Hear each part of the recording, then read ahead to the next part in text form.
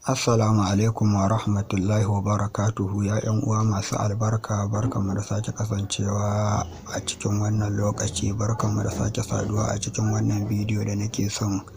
zan yi mana. Insha Allahumma rabbi, yau a cikin bidiyon namu zan nuna mana yadda mutum zai yi download na kowanne irin bidiyo yake so daga Facebook ɗinsa zuwa kan wayarsa ta hanyar Xender.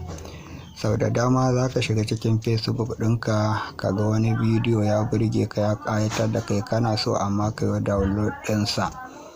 zuwa kan wayarka, to amma kuma mutum kaga bai san ta yaya zai yi download ɗinsa zuwa kan wayarsa ba. To insha Allah rabbi, ku biyo mu cikin wannan bidiyo don ganin yadda za ka yi download